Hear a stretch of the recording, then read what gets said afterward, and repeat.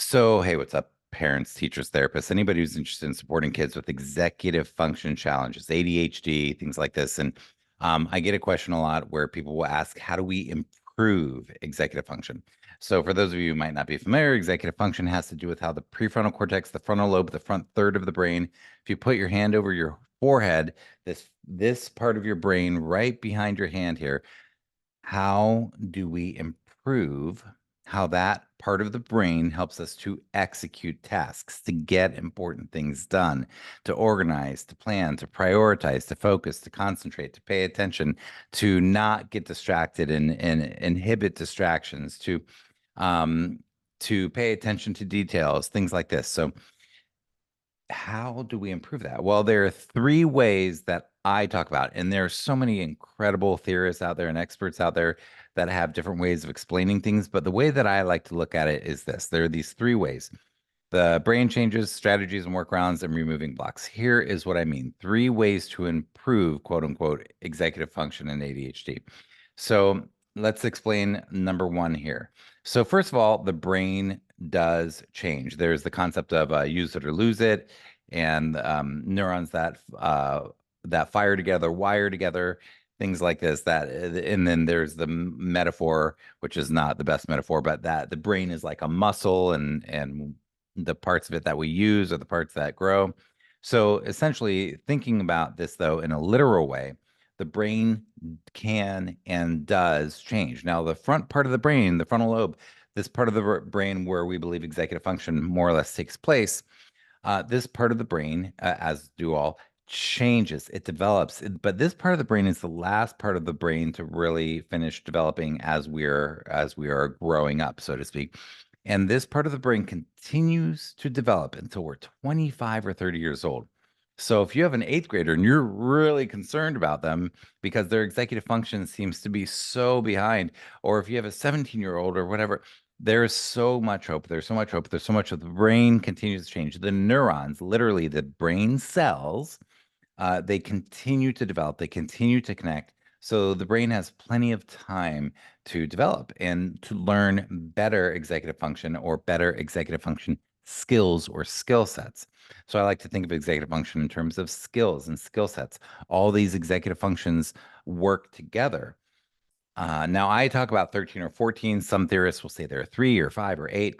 But either way, these skill sets that the brain is developing for how to plan, how to organize, how to focus, how to pay attention, how to ignore distractions, all these sorts of how to prioritize the important thing over the fun thing when it matters, all of these sorts of things, they work together to help us get important things done and to help us get non-important things done.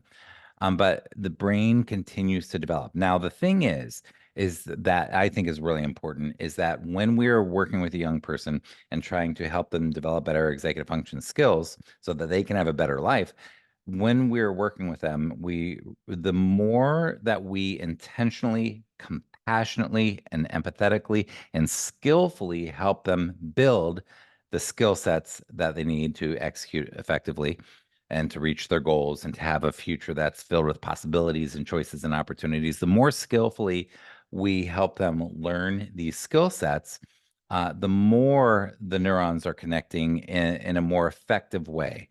Okay, so really we want to be skillful and intentional and compassionate in terms of how we guide young people to do this. Obviously, we don't want to just like, just try harder, just motivate yourself, just pick yourself up by the bootstraps.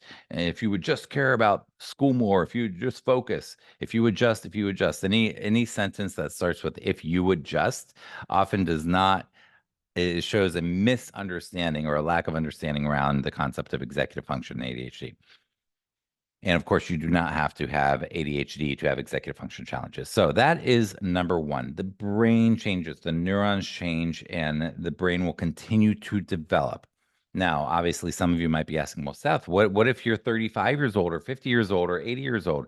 And we can go there, but I really what I think for me that's important to know is that the development is more or less done by the time we're about 30.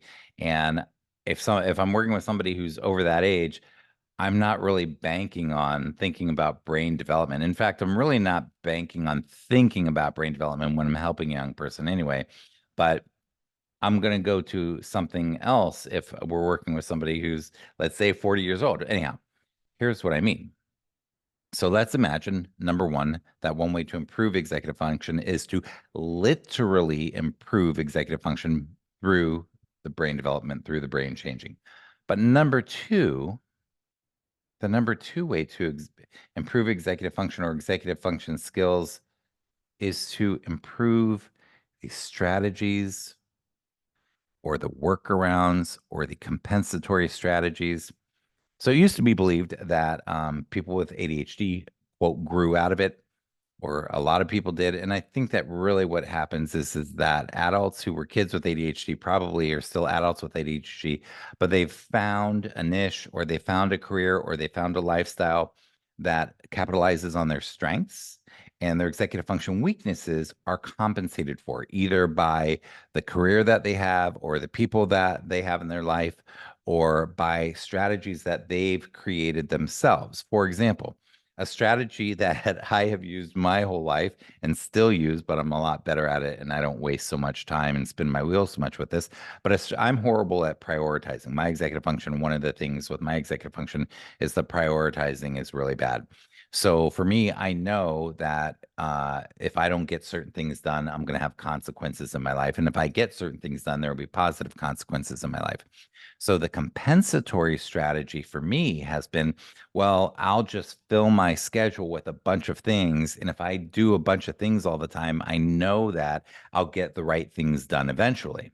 Well, the problem with that strategy for me is that there's a lot of exhaustion, a lot of overexertion, a lack of balance in that. And as I said, I've gotten better at this, but I haven't gotten better at this necessarily because my brain has developed such better executive function to deal with it, but I have gotten better because I have better workarounds, better compensatory strategies, better strategies for prioritizing things, better ways that I've learned for prioritizing my to-do list, having different to-do lists, having different task managers or task management programs and things like that. People in my life, my staff, people who help me with these sorts of things. So it's not that my brain has been getting better at these things, but I've been practicing strategies and workarounds for those things. So that's number two, the second way to improve executive function. And then the third way to, quote, improve executive function is to remove blocks. What do I mean by remove blocks? What I mean by remove blocks in order to improve executive function is to not do the things that interfere with executive function. For example, sleep has been a struggle for me for my whole life. I'm a very light sleeper, yada, yada.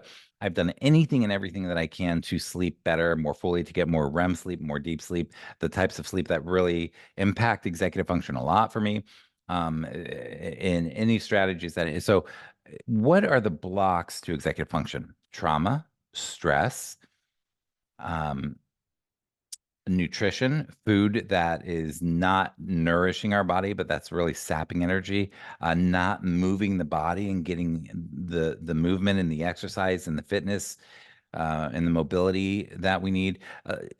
I forget how the statistic worked about this, but there was some study done about depression and that exercise, they were comparing exercise and antidepressants and showing how powerful exercise can be in relation to or compared with antidepressants, and just imagining things like that. So what are the blocks to executive function? The stresses, the things that get in the way, the lack of systems, like what kinds of things block us from executive function. So to recap here, so again, hello parents, teachers, therapists. My name is Seth Perler. If you're not familiar with me, you can find me at sethperler.com, executivefunctionsummit.com, executivefunctionlab.com.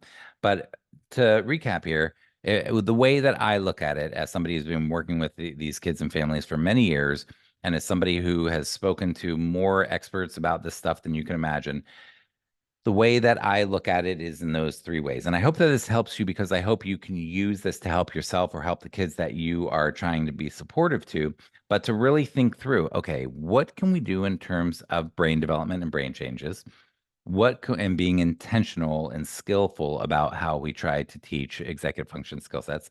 Two, how can we help them with compensatory strategies, workarounds, techniques, tips, tricks, things like that, ways to for example, using a calendar or a planner, I don't have to rely on my memory or my working memory as much because I write things down in that. So things like that, like how can we give people the strategies and workarounds? And three, can we really contemplate honestly, what are the blocks? What does interfere with executive function? What are the things that are in the way that we can remove or move or change or alter to really help support that person? So if you like this video, give it a thumbs up, leave a comment. But I'm interested, what do you think? Do you agree? Do you look at it the same? Do you have any insights for us? What do you think are the ways to improve executive function? Would you articulate it differently? Go ahead and add in the comments and let us know what you think. Anything, any ideas that you have that can help us. And you can learn more and get freebies and stuff at sethperler.com or at executivefunctionsummit.com, which is my summit I hold every year. And we'll be getting into summit time pretty soon here. And number three, you can find me at Executive Function Lab, which is our community where we really dive deep into helping each other with these sorts of situations. Take care, everybody. I want to wish you peace in your heart. I want to wish you joy. And most of all, I want to wish you connection with the people you care about, particularly the kids in your life. See you later.